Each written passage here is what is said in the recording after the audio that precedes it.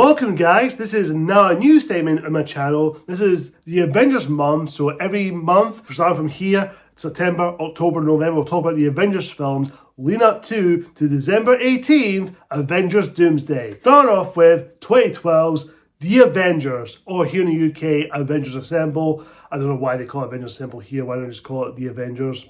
Mostly for other reasons, but that's not here and there. So The Avengers is directed by Joss Whedon and also wrote this screenplay for this film, also story credit with Zach Penn. And the film stars all the ones you know from their solo films: Robert Downey Jr, Chris Evans, Mark Ruffalo, Chris Hemsworth, Scarlett Johansson, Jeremy Renner, Samuel L. Jackson, Tom Hiddleston, Clark Gregg, Stellan Skarsgård, Kobe Smulders, and many others. Earth's mightiest heroes must come together and learn to fight as a team if they're going to stop mischievous Loki and his alien army from enslaving humanity. Wow, The Avengers. This one is huge. This is back in the day when I was about 17 years old, pushing up 18. I was in high school, but it's just a month before I was graduated. I went to see The Avengers with me, my dad, and my brother. This was before I met my wife. I remember being excited for this film. I was hyping it. I watched the trailer so many times. I was getting excited. The more I lead to the hype for it, and even some people are hyped this movie. This came out the same year as The Dark Knight Rises, just a few months after this film. But this movie was huge at the time, and it was the highest grossing film that year. I think it's the third highest grossing film, I think it was. Was it the fourth, fifth? I can't remember. When the time that after it outgrossed its success, it was huge. I was literally high anticipating this film. And the time this film came out, this film blew me away. And even on rewatches on Blu-ray, and now got in 4K, this film, oh God, it was so good. Could not stop watching it. Every time I watch it, it gets better and better and better and better. I'll just get right to the bat. Yes, the story is very weak. I'll say that. It's nothing groundbreaking. It's not depth or anything. It's not trying to be deep or depth or has some substance to it. But what this film does right is the characters. I think that's what Joss Whedon and the Marvel team done right with this film. It's not trying to be a deep, complex film. It's a fun popcorn entertainment, but it does have some character moments and character-driven moments. And we get inside the characters' heads and see them interact with one another. And this film is basically a fanboy's dream, because Joss Whedon is like a fanboy like all of us. He knows what you want from a certain team-up movie or superhero stuff, saying, oh, what this character says this, or what this character says that. You can say it's kind of silly and corny, but it's not that corny. It's not like Batman and Robin corny in this, but it's the right level. It has some heart, humor, and it knows when to take itself seriously when it's needed. It's not playing out for laughs, which I will give this film credit. This film does not take itself seriously, and it does deliver some great moments in certain characters, especially that opening scene, with the S.H.I.E.L.D. headquarters in New Mexico, when Nick Fury arrives to see about the Tesseract, what's going on, acting up. And of course, Loki came down to Earth to seek the Tesseract, which I've got to give this credit. The opening scene when you have Loki came to Earth is truly scary and menacing. That setups Loki as a real threat. Yes, he's a villain in the first Thor movie, but bringing here to see him do his dirty business, which we all know who he's been sent by, which we'll get to that in a moment when we get to the mid-credits scene. But this film is just setting up the character very well. And my God, everything this film does perfectly. It set up his villain core, and especially that Loki manipulates both Hawkeye and Dr. Selvig, basically treating them as his own puppets, or just taking away for mind control and for tempo of the film, which we'll get to the nitpick with Hawkeye, which we'll get to in a moment. We'll get to that soon enough. And in a moment, Loki escapes the Tesseract, and then now Nick Fury has no choice to bring in the cavalry, or also known as the Avengers Initiative, from Iron Man, Captain America, Hulk, and Thor. Well, Thor doesn't come till after the Battle of Germany, which we'll get to in a moment. But that being said, it's a great setup of the story, because the first 10 minutes, it does feel like a pilot episode in a way, but it's not feel bad now, because we watch it, it's kind of feel like, oh, it's a pilot. But then when you get into it, we'll watch it again. I actually got it justified, because I thought, okay, this is a really good start, because you're getting right into the story, it hooks you in, it doesn't waste any time, it just jumps right in. So there's no need to set it up to a few things here and there. Now we're into reintroducing some of the characters, like certain characters to go see our characters joining the team, which I actually really like, because you get a chance to see them saying, oh, I don't know why we're joining this Portugal's team, which I also find that really funny. Which I kind of like this, because it gives you a chance to see the characters, how they react and seeing one another. And also, let's top of this scene with Agent Phil Coulson being a fanboy over Captain America. It's basically these trading card photos, limited ones, like limited edition stuff. And see him joking about this scene right here. I say, it's an honor to meet you, officially. I sort of met you. I mean, I watched you while you were sleeping.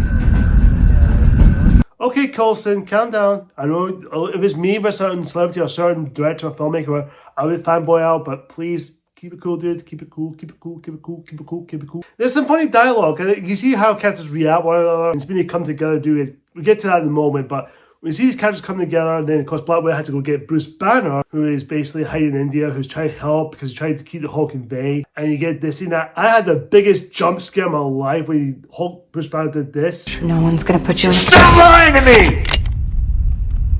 Oh boy, yeah. I wouldn't go do that if I were you.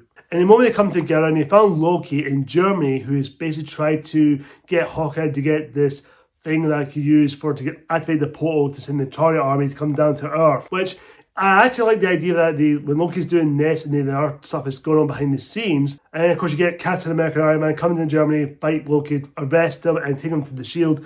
headquarters. And it's not till we get a chance to see this scene with Thor arrives. We try to take Loki away. Oh, that scene was so cool. And it's literally between Cap and Iron Man when Thor got away with Loki. Wow. And also, when Thor came down, grabbed Loki and taken him away for interrogation. Where's the Tesseract? Oh, I miss you too. Do all like him in the gaming mood. Also, a little bit nitpick here, which I know I'm going to nitpick territory, which I'll get to that, which, actually, you know what? Let's do it. How did Thor come to Earth? I know they didn't really explain it. I know there's something about dark magic or something, which we all know what happens in Infinity War in the beginning with Heimdall send Bruce Banner down to Earth after Thanos, which I guess that makes sense, but even though I wish they could have acknowledged it here. I'm not saying give us full details, but I could maybe at least add a little bit of context. I know it's a little bit of plot hole, but again, every movie's going to have plot holes. Even the movies that we all do love in the door, there's going to be a few plot holes here and there. At the end of it, I kind of rubbed it off and go, okay, whatever, I'll move on. But however, I did like how we have Iron Man and Thor fighting after Loki's sitting there watching the case. Now, Loki could have up the mountain, he's sitting there watching. He could have just run away, escape while Iron Man and Thor are fighting, which no, he actually watches them because he knows how to get in the Avengers skin. He's trying to figure out how to get into their skin and how to break them up, like how you tear them apart and not to focus on him, what's going on. And I actually really like your scene. And there's some fun dialogue, especially between Iron Man and Thor, with Iron Man giving this about Thor's cape. You have no idea what you're dealing with. Shakespeare in the Park? Doth mother know you weareth her drapes?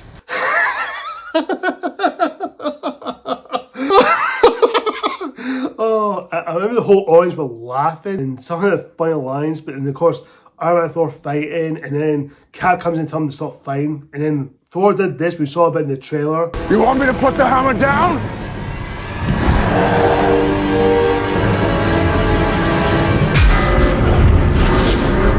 Whoa! Dude. Then you have these Avengers in the S.H.I.E.L.D. Helicarrier, which we do get their moments to shine, which I'm not ashamed about the cast, but Robert Downey Jr., what can I say? He is Tony Stark Iron Man. He can play him in his sleep. Honestly, he is perfect in this character. You see how he is now. Chris Evans as Captain America, Steve Rogers. Excellent. He is great. He is just perfect. He is getting more comfortable in the role. And of course, Black Widow, played by Scarlett Johansson, is great. And you do get this one scene, which I actually quite like, with her talking to Loki in prison, which I will say this, the moment he mentions stuff about Dreykov's daughter. Can you wipe out that much red? Dreykov's daughter? Now, seeing that conversation brought up now after the Black Widow release, oh boy, that hits more differently because we all see the certain backstory of Age of Ultron and Black Widow. Now we've seen the solo film, so it does in a way, it adds some context. Yeah, you can say what you want about the Black Widow movie, but at least in that film, it does add some context to the MCU moving forward. So it does add something, which is not trying to step away from it. It actually appreciates a lot more. Chris Hemsworth, Thor. He's great. I think he's the most underrated aspect of the character. I think he doesn't get much respect. I do like Chris Hemsworth Thor. I think he's arguably the best thing going for this. Even though, yes, the solo films have been, well, we all know how the solo films go. Either you love them or like them, or you don't care about them much. But I think Chris Hemsworth does a good job, and he actually plays Thor very well. And when he has his funny moments, he can be funny, and also when he takes himself seriously when it's needed. And yes, we have Mark Ruffalo as Bruce Banner Hulk. Now, originally it was Edward Norton in The Incredible Hulk, but then due to Edward Norton and Marvel not getting along, because Edward Norton wanted something in his solo film for The Incredible Hulk, but Marvel wanted something different because they're not seeing eye to eye. So I'm guessing everyone just let it go and moved on and brought in Mark Ruffalo. Yes, guys, I'm going there. Mark Ruffalo is my Bruce Banner Hulk. Deal with it. I don't care about Edward Norton. I don't really care about Eric Bana, Bruce Banner from the 2003 Hulk film. I don't really care about these guys. Mark Ruffalo is my Hulk. Deal with it. Sorry, I'm not sorry. Samuel L. Jackson is Nick Fury, is great. So you get a chance to moment to see him talking to the characters and interacting. And also Colby Smulders as Maria Hill. Colby Smulders, who you'll know her in How I Met Your Mother TV series, which I've not seen the show. I've seen bits of it here and there, not all of it, but I have seen bits of it. The more I saw her, I thought, oh yeah, she's from that How I Met Your Mother. So it was nice to see her in the MCU, even though we see her throughout, mostly, well, up till Secret Invasion, which if you know what happens to her in that show, we know, but I'm not going, that's all our discussion for another time. Majority of the half of the film, we do see the Avengers just sitting, chatting, or just walking about, talking. You know, you could have been more boring, like the Phantom Menace in the Curzon and the Jedi Temple, in the Jedi Council room, where they're just talking and it's just still dialogue. Not in this one, because the dialogue here is actually really handled very well, and the characters interacting and say funny lines and fun line deliveries. It actually serves a purpose here. It works. It doesn't feel like it was just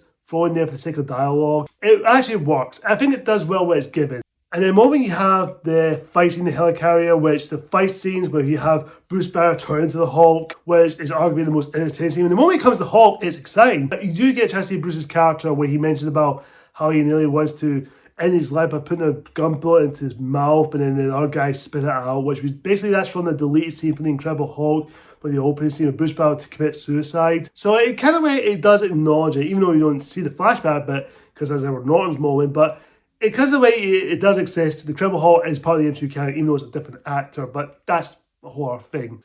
The moment Bruce turns to the Hulk and you see he looked at Natasha, giving that, tell him saying, Natasha, run. Didn't say any dialogue. You tell he tried to say, I don't want to hurt you, just get out of here as soon as you can before I turn to the Hulk. And the moment the Hulk, and basically give Natasha a fright and almost give her PTSD or had a scare of her life. Thor had to come in and fight the Hulk. And Thor said this line delivery here. Yes. Thank you, Thor. Thank you. And then Loki's trying to escape. And then now, what happens? Agent Phil Coulson dies, which he gets sacrificed. Well, he tried to stop Loki, and Loki stabbed Coulson with the scepter, with the mind control, which is basically the Mind Stone, which is basically a part of the Fate Stones that Thanos is looking for. But now, in this now, you kind of go, oh, okay, it's a Fate Stone. And also, I'm going to mention this part. Clark Gregg as Agent Phil Coulson, always great. I think he plays part in the MCU, especially from the first Iron Man 2, Thor. I've seen him in this one. I know he's been revived in Agents of S.H.I.E.L.D, which the show came out just a year after this film released. Agents of S.H.I.E.L.D, I know that show is very underrated. I do think it's a very underrated show. It is a good show, and I have a soft spot for that. Even though now it's not canon to the MCU, because we all know Agent Coulson is now officially dead throughout the time MCU now. And then the Avengers realizing now they messed up and they had to work together as a team, and they realized that Loki is now in New York, and now with Clint Barton out of his mind controlled by Loki's scepter, back with the team, the Avengers realized that he's in New York, ready to send the army down for the Battle of New York, which at the moment, but Tony Stark arrives in the Iron Man suit right in New York at his Stark Tower, and he sees Loki and basically had this conversation and say this line delivery right here. Iconic line. And the moment that Iron Man suits up and Chitauri comes in and the Battle of New York begins. Now, many people point out this is basically Transformers Dark of the Moon ripoff, because stuff come out of the sky with the aliens and they're destroying the planet, wiping out humans. Not in this case here. It's not like Transformers Dark of the Moon. Yes, in some way, maybe Joss Whedon did take inspiration from it, but this is different. This is not like big giant CGI robots. This is CGI aliens, but going against real life humans, even though the Hulk is CGI. But they do feel like characters. They all come together. They have the moments to shine, and then they feel like characters. When they establish who they are, they come together as a team, and I absolutely adored. Fantastic. Which, whoa, especially the line delivery when Cap asked Bruce Banner, it's time to get angry, and Bruce replied with this. That's my secret, Cap. I'm always angry. And also, the money shot. We had the Avengers doing the 360 turn, which the 360 turn, I want to say an eventual score. I don't want to play it just in case it's due to copyright, but this scene Oh my god, I get goosebumps. Even on rewatches, it never gets old. It's just an iconic moment in cinema history. You see all the Avengers coming together in a circle, battle these S.H.I.E.L.D, and just ready for the fight. You're right in the middle of action. This is what we need to see in the Marvel movie. This is a freaking Marvel movie we all want to see. These heroes come together as a team, and I actually fucking loved it. Oh, good. And also you get this one shot with Iron Man flying next to Natasha, and then it goes, the camera pans down to Iron Man goes lying on the ground helping Cap with the shield, and up to with Hawkeye, he's hitting the arrows. Hulk and Thor fighting S.H.I.E.L.D on top of this big giant floating alien thing. The moment they crash in the Grand Central Station, and you get this funny scene here with the Hulk and Thor.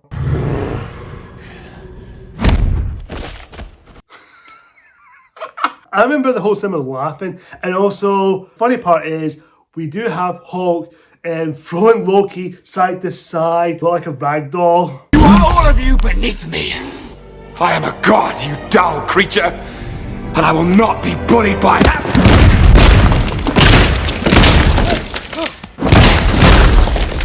I remember everyone was laughing hysterically, and Hulk says, Puny god. it's not till the High Council ordered Nick Fury to send a missile to New York to basically wipe out all human civilization, and Nick Fury refuses, but then the council said, you know what, Mr. Fury is no longer in charge, send a missile, blow up New York. So the jet flies and send a missile, heading straight to New York. Tony has to make kind of like a sacrifice in a way, he doesn't die. That being said, the moment he lifts the missile up to the portal, then basically let it go, he sees space, and then the time machine is broken. He made it out alive, and basically the Avengers won the battle, arrest Loki, and the city is saved, and they do it in their separate ways. And of course, Maria Hill asked Nick Fury, we get into a situation like this again, what happens then? He'll come back. You really sure about that? I am. Why?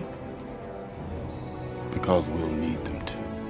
yep, it's pretty clear, you need to come back at some point. Whatever the threat is, you need to come back. And also, you have a Stan Lee cameo in this scene. Superheroes in New York? Give me a break. And also, funny enough, to the Last of Us fanboys out there and fangirls, Ashley Johnson is in the movie as the waitress who is basically thanking Captain America who saved her life. That's a great scene. And of course, you have Tony and Pepper talking and building the Avengers Tower, which is basically replacing Stark Tower. Which basically now we have the A on the broken Stark logo, which the moment I see that, I thought, perfect touch. And the film ends. It's not until we have two credit scenes. Well, the middle one is the important one, is we see this big baddie.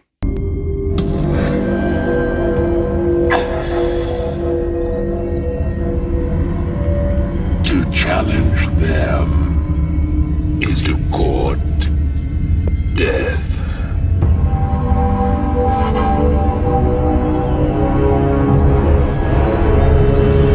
Honestly, back in 2012, I remember going, who is that guy? Even up till Avengers Endgame, when I was rewatching the Marvel movies leading up to Endgame, and now watching this leading up to Doomsday, I wish we knew now. You get the post-credit scene after the credits finish rolling. Is the Avengers eating shawarma, which Tony mentions after being awakened after he thought he was dead, and saying there's a place called Shawarma, we get some something to eat. Oh yeah, I almost forgot that part. Jeremy Renner as Hawkeye, Clint Barton. Jeremy Renner does a good job here, but he's getting short end of the stick. I wish they could have done a little bit more with him, but that being said, he does have his moments to shine, he does have his moments.